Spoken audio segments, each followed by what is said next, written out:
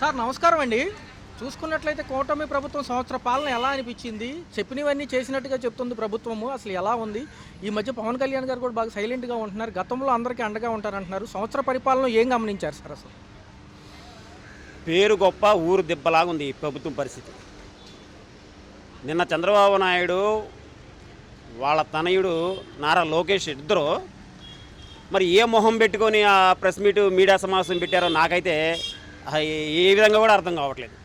సిగ్గు లేకుండా సంవత్సరం పరిపాలన చేసి ఈ ఇచ్చిన సూపర్ సిక్స్ హామీలన్నీ పూర్తి నెరవేర్చామని చెప్తారు. ఏ రకంగా ఎక్కడ నెరవేర్చారు?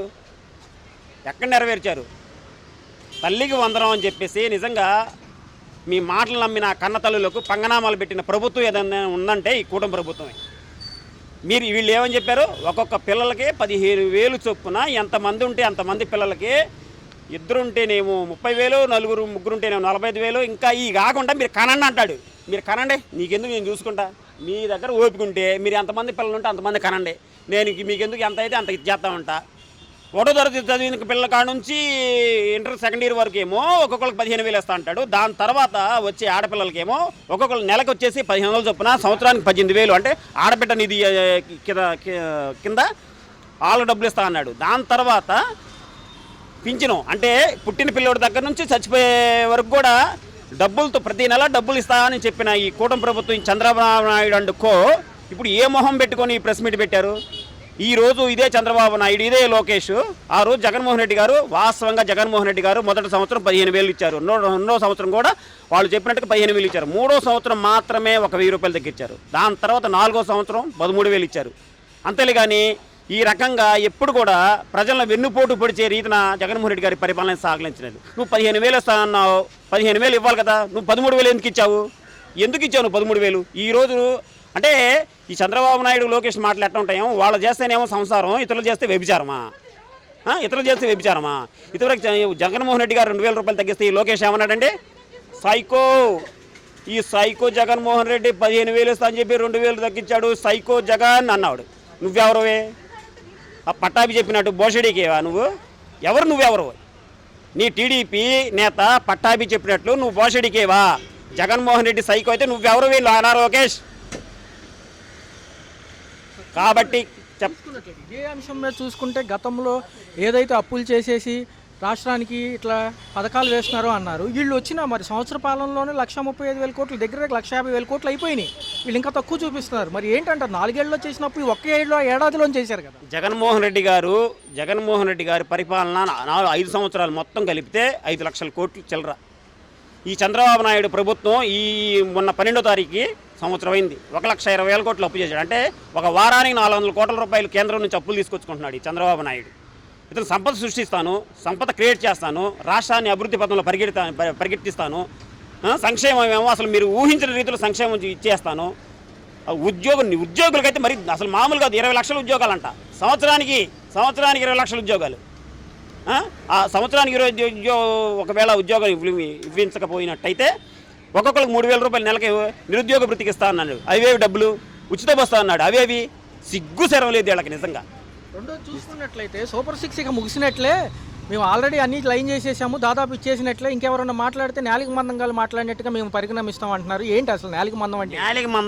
నాలిక మందం ఈ కూటమి నేతలది. నాలిక మందం నరం లేని నాలిక ఈ కూటమి నేతలది.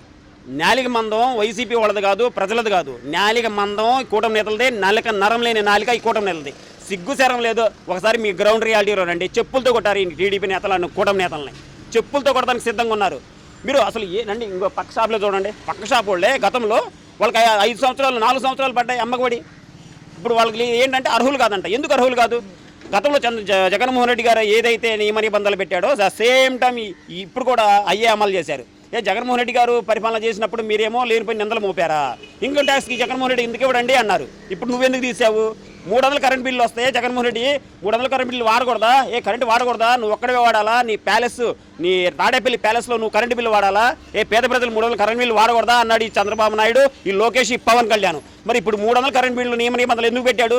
అరే ఎంత దౌర్భాగ్యం అంటే అసలు క్యాబ్ డ్రైవర్లు, ఆటో డ్రైవర్లు కూడా ఈ అమ్మఒడి పథకానికి అర్హులు కాదంట. అసలు ఎంత దౌర్భాగ్యం చూడండి. అంటే ఏంటంటే అసలు ఎంత వీలైతే అంతవరకు కట్ చేయండి, కోతలు పెట్టండి. ప్రజలకు పంగనామాలు పెట్టండి. ఇదే పరిపాలన కొనసాగుతుంది. కానీ సిగ్గు లేకుండా చంద్రబాబు నాయుడు అంత వయసు వచ్చి 3 సార్లు ముఖ్యమంత్రిగా పీఠం అధిష్ఠించిన ఈ చంద్రబాబు నాయుడికి మరి సిగ్గుసేనం ఎక్కడ లేదో నాకు అర్థం కావట్లేదు. ఆయన ఇచ్చిన సూపర్ 6 హామీలు ఈ సంవత్సర కాలంలో పూర్తిగా అమలు చేశారంట. రాష్ట్రం అభివృద్ధి పథకంలో పరిగెడుతుందంట. సంక్షేమంలో ప్రజలు అసలు మామూలు కాదు, ఉయ్యాలు ఊగుతున్నారంట. 23 జూన్ 23 నుంచి కూడా ప్రతి గడపకి వెళ్ళి ఈ సంవత్సర సుపరిపాలన గురించి అడిగి తెలుసుకుంటామంటున్నారు. ప్రజలు ఎలా రియాక్ట్ అవుతారు? రావాలి వాళ్ళు రావాలి. వాని కోసం ఎదురు చూస్తున్నారు ప్రజలు. వాళ్ళు రావాలి, గడప తొక్కాలి. ఈ జగన్మోహన్ రెడ్డి గారు గడపకి వెళ్ళి ఎమ్మెల్యే ఎవరైతే ఉన్నారో వాళ్ళ సమస్యలు తీర్చండి, వాళ్ళ సమస్యలు వినండి, వాళ్ళ గడప తలుపు తట్టండి, మీరు స్వయంగా వాళ్ళ సమస్యలు తీర్చుకోండి అని చెప్పేసి ఒక ట్రెండ్ ఒకటి క్రియేట్ చేశారు. ఆ ట్రెండ్నే ఈ చంద్రబాబు నాయుడు ఫాలో అవుతున్నాడు.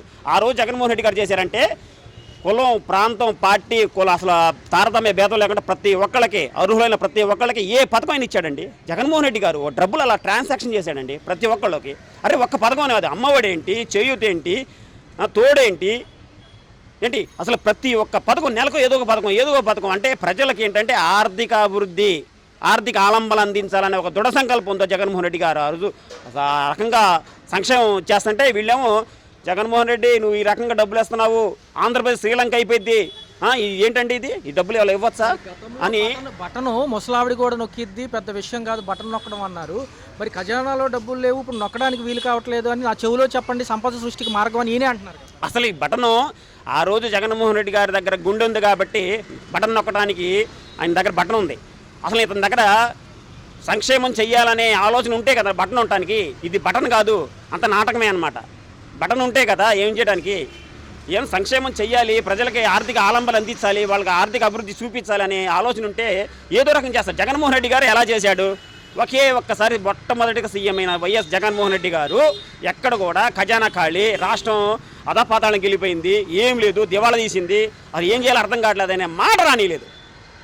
ఏం తిప్పలు పడ్డాడో, ఏం చేశాడో, ఎలా చేశాడో ఏంటో నిజంగా ఆయనకే తెలుసులే. కానీ ప్రజలకు మాత్రం ఏ కోసైనా కూడా అంత పెద్ద కరోనా జాతీయ అంతర్జాతీయ విపత్తులను సైతం లెక్క చేయకుండా బాంచేది ఏ ఒక్క పథకం కూడా ఆపకుండా ప్రతి ఒక్క పథకం గడపను తట్టేలా చేశాడు వైఎస్ జగన్మోహన్ రెడ్డి గారు. అది కులాలు, మతాలు, పార్టీలకు అతీతంగా ఈ దౌర్భాగ్యమైన ఈ ముఖ్యమంత్రి ఈ దౌర్భాగ్యమైన పరిపాలనలో అబద్ధాలు చెప్పి అధికారంలోకి వచ్చి తీరా ఇప్పుడేదో వీళ్ళేదో కొత్తగా ఒక పథకం క్రియేట్ చేసినట్టు, వీళ్ళేదో సొమ్మిస్తున్నట్టు. ఎవరు సొమ్మిస్తున్నాడు? మా సొమ్మేస్తున్నాడు. ఆ రోజు నువ్వు చెప్పినట్టే చంద్రబాబు నాయుడు, నువ్వు జగన్మోహన్ రెడ్డి గారికి ఏం చెప్పావో ఇదే మాట నీకు తిరిగి చెప్తున్నావు. నువ్వు ఆగండి, మీరు ఏ పథకం అయితే ఏ డబ్బులు అయితే జగన్మోహన్ రెడ్డి గారు నీ బాబు సొమ్మేస్తున్నావా జగన్ అన్నాడు ఈ చంద్రబాబు నాయుడు.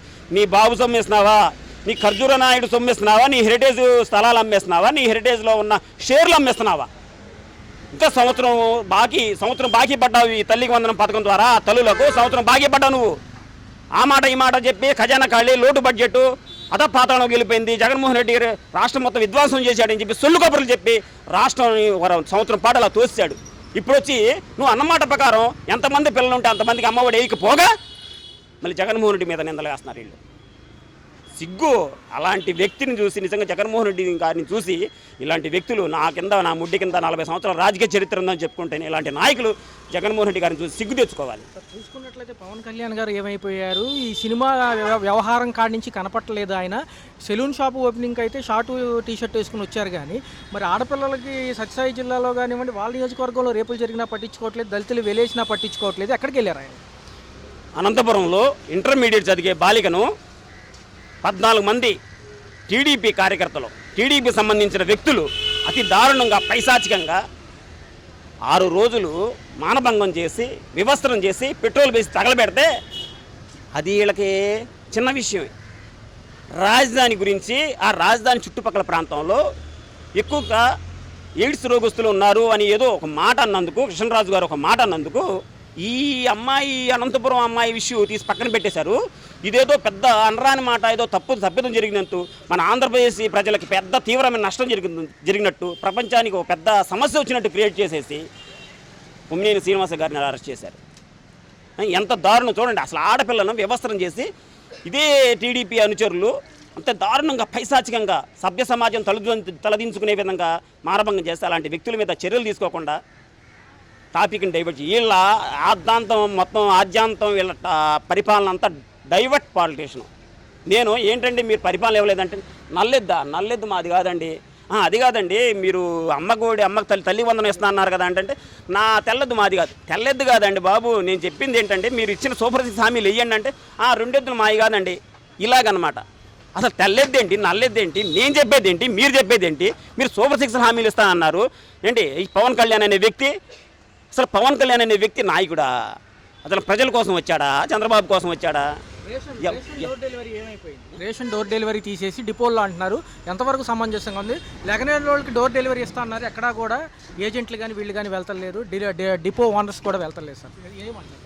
జగన్మోహన్ రెడ్డి గారు పథకాలు ప్రవేశపెట్టాడు, చంద్రబాబు నాయుడు వచ్చి పథకాలు మొత్తం తీసాడు. ఇతనేదో గొప్పలు చెప్పుకుంటున్నట్టు జగన్మోహన్ రెడ్డి గారు కొన్ని వేలాది వాహనాలు డోర్ డెలివరీ కోసం ప్రజలు ఇబ్బంది కూడదు, మండుటెండల్లో మాడి మసైపోకూడదు, వాళ్ళు అనారోగ్యం పాలవకూడదని వాళ్ళ గమ్మం ముందుకే రేషన్ అందించాలని దృఢ సంకల్పంతో రేషన్ వాహనాలు సప్లై చేస్తే ఆ రేషన్ వాహనాన్ని రద్దు చేస్తాడు. వాలంటీర్లు గడపకి వెళ్ళి వాలంటీర్లు వాళ్ళ సేవలు అందించాలని గాంధీజీ గ్రామ స్వరాజ్యం ఏదైతే ఉందో దాన్ని సాధించాలనే దృఢ సంకల్పంతో వాలంటీర్లు నియమిస్తే ఆ వాలంటీర్లు తీసేస్తాడు. మెడికల్ కాలేజీలు మన ఆంధ్రప్రదేశ్ నుంచి ఎక్కడ కూడా ఎవరు కూడా చదువుకున్న విద్యార్థులు మెడికల్ సీట్ల కోసం ఎవరిని ఏ రాష్ట్రం వెళ్ళకూడదు, ఎవరి దగ్గర రూల్స్ ఆచకూడదు, లక్షల రూపాయలు దండుకో ఇచ్చే నాశనం చేసుకోకూడదనే ఉద్దేశంతో 17 మెడికల్ కాలేజీలు జగన్మోహన్ రెడ్డి గారు స్థాపిస్తే ఆ మెడికల్ కాలేజీలు ఆపేస్తాడు. ఇదే చంద్రబాబు నాయుడు నువ్వు చేసే పరిపాలన, ఇదే పవన్ కళ్యాణ్ నువ్వు చేసే పరిపాలన. అత్యంత దారుణంగా భారతదేశంలో అత్యంత దారుణంగా ఫెయిల్యూర్ అయిన ప్రభుత్వం ఏది ఉందంటే కూటమి ప్రభుత్వం. ఒక భారతదేశంలోనే కాదు ఆంధ్రప్రదేశ్ చరిత్రలో ఇలాంటి దౌర్భాగ్యమైన నికృష్టమైన ప్రభుత్వం ఇంతవరకు ఇప్పుడు నేను కాదు ఎవరు కూడా సీనియర్ సిటిజన్ వరకు ఎవరు కూడా చూసుంటారో.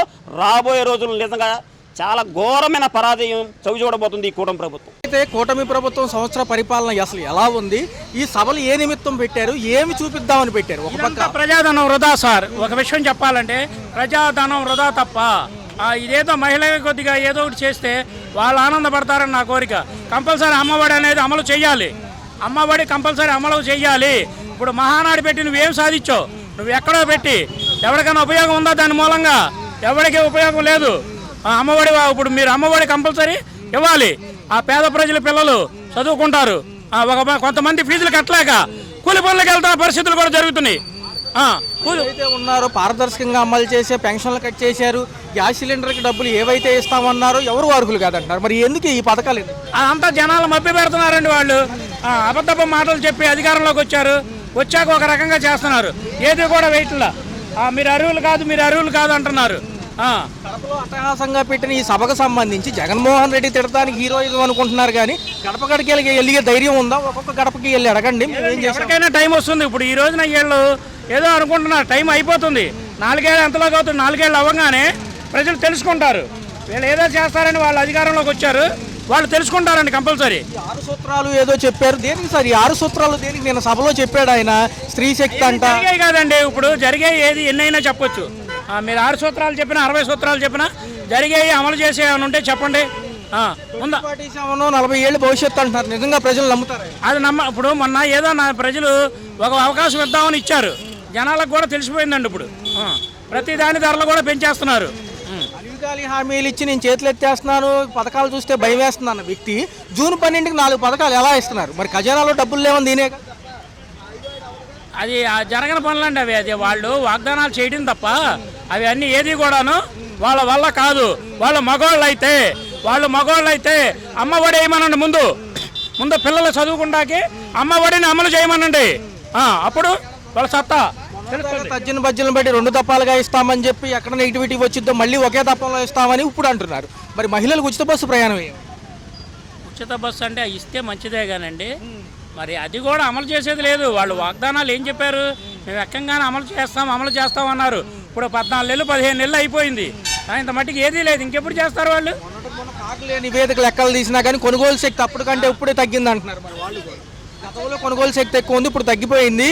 ఈ కాగ్నిటివ్ నివేదికలు ఏమైనాయి అంటున్నారు. ఇవన్నీ మరి చూస్తే ఇదంతా ఎవరు చేశారు అక్రమాలు? ఏమంటే అక్రమాలు అన్నీ మనకు అనవసరం అండి. ఇప్పుడు వాళ్ళు చేయగలిగినది చెయ్యాలి. మాట వాగ్దానాలు ఇచ్చినప్పుడు వాళ్ళు నెరవేర్చాలి. నెరవేర్చలేని హామీలు ఇచ్చి వాళ్ళు జనాలను మభ్యపెట్టి ఓట్లు వేయించుకుని జనాలందరినీ కూడా పిచ్చోళ్ళని చేశారు. వాళ్ళు వెళ్తుంటే అక్రమ అరెస్టులు పెడుతున్నారు మా నాయకులకి, మేము తీసుకుంటాం ఓకే. ఇప్పుడు మీ టైము ఏదైతే అధికార దుర్వినియోగం చేస్తున్నారు, రేపు మాకు టైం వస్తుంది. మాకు టైం వస్తుంది. ఎప్పుడైనా కూడా అధికారం ఎవడమ్మా మొగుడు సొమ్ము కాదు. అధికారం అనేది ఎవరిది కాదు, ప్రజలు గెలిపిస్తేనే నువ్వు గెలిచావు. గెలిచాక అమ్మఒడి నాశనం చేశావు. ఒక్కరికి ఏ పథకం కూడా ఇంత మట్టికి ₹1 ఇలా 3 సిలిండర్లు అన్నావు. 3 సిలిండర్లు కాదు, నువ్వు అరుగుడు కాదంటున్నారు అక్కడికి వెళ్ళాక. ఏ పథకం కూడా ఏ మహిళకి రాలా, ఎటువంటి లాభము చేకూరలా. కరెంటు బిల్లులు చూస్తే కరెంటు బిల్లులు పెంచుతున్నారు. మనిషి ప్రశాంతంగా నిద్రపోవడానికి నిద్రపోలేకపోతున్నాడు. ఎటు చూసిన ఈ కరెంటు బిల్లులు కోలా. ఏ పథకాలు అమలు లేదు. వాగ్దానాలు అయితే దొంగ హామీలు ఇచ్చి గెలిచి 15 నెలలు అయ్యింది.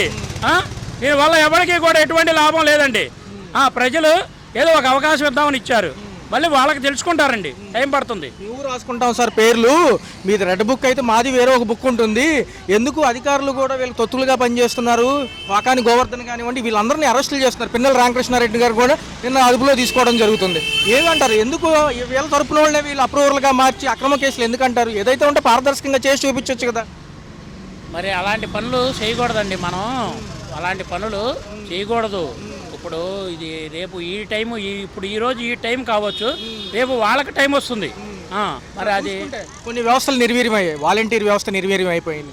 ఏదైతే ఇంటింటికి రేషన్ డోర్ డెలివరీ అన్నారు, అది కూడా నిర్వీర్యం చేశారు. అప్పుడు వాళ్ళ పరిస్థితి రోడ్ల మీదకి వచ్చాయి. ఏ వ్యవస్థ చూసినా నిర్వీర్యం. ఆరోగ్యశ్రీ, ఆరోగ్య బీమా అన్నారు. ఆయుష్మాన్ భారత్ ఎంతమందికి తెలుసు? ఈ పథకాలను ఎవరికి తెలుసు? ఈ చాలా మంది కూడా అనండి హాస్పిటల్ దగ్గర వాళ్ళ పరిస్థితి అగమ్య గోచరంగా ఉంది. ఒక పేషెంట్ రైల్వే అక్కడ గవర్నమెంట్ హాస్పిటల్కి వెళ్తే చాలా నరకం అనుభవిస్తున్నారు. అది అనిపించిన వాళ్ళకే తెలుసుద్దండి. బ్యాక్గ్రౌండ్లో అక్రమ మైనింగ్లు ప్రైవేటీకరణ చేసి వాళ్ళు వచ్చే డబ్బులు వీళ్ళు నిమ్ముకుంటున్నారు. ఒక పక్క అక్రమ కేసులు వీళ్ళని తజ్జని బెజ్జలు పెడుతున్నారు. అసలు మహిళా శక్తి, స్త్రీ శక్తి అన్నారు, పట్టించుకున్న నాదుడే లేడు. పవన్ కళ్యాణ్ గారు 30,000 మంది మహిళలు మిస్ అయ్యారన్నారు, ఆయన అసలు అజాపజా లేరు. ఆయన అసలు ఎక్కడా కూడా పారదర్శకంగా చేసిన దాఖలాలు లేవంటున్నారు. పవన్ కళ్యాణ్ గారు అధికారం వచ్చేదాకా ఒక నటన చేశాడండి. ఆయన అధికారం వచ్చేదాకా నటించాడు, జనాలను నమ్మించాడు, అవి చేశాడు. ఇప్పుడు ఆయన కూడా మనం వేరే విధంగా మాట్లాడకూడదు, కానీ ఆయన అక్కడ చేసేది ఏమీ లేదు. శుభ్రంగా ఆయన పని ఆయన సైలెంట్గా చేసుకుంటున్నాడు. అంతసేపు ప్రతిదానికి ఆ సమస్య ఈ సమస్య అంటూ అడావుడు చేసేవాడు. ఇప్పుడు ప్రశాంతంగా ఆయన పని ఆయన చేసుకుంటున్నాడండి. వాళ్ళు కూడా వాళ్ళతో కుమ్మక్క అయిపోయి ఆయన కూడా ఏం చేసింది ఏమి లేదండి. ప్రభుత్వాల మీద నమ్మకం ఉందంటారు ప్రజలకు? నిజంగా పథకాలు అమలు చేసి ఎవరికీ కూడా నమ్మకం లేదండి. వాడి ఏదైనా ఒకటి అమలు చేయమనండి, అమ్మఒడి వేయమనండి చాలు. పిల్లలకి అమ్మఒడి వేసేవాడు మగవాడిని అనిపించుకోమనండి, ఆనందపడతారు చాలు. అదొక్కడ చాలు. హలో, తెలుగు రాజ్యం ఛానల్ చూస్తున్నారా? సామాజిక, రాజకీయ, జీవన చిత్రణే తెలుగు రాజ్యం. అతిశయోక్తులు, అసత్యాలు ఉండవు. రాజకీయ కోణం కాదు, ప్రజా కోణమే కొలబద్ద. తెలుగు రాజ్యం వీక్షణ మీ ఉత్తమ అభిరుచికి నిదర్శనం.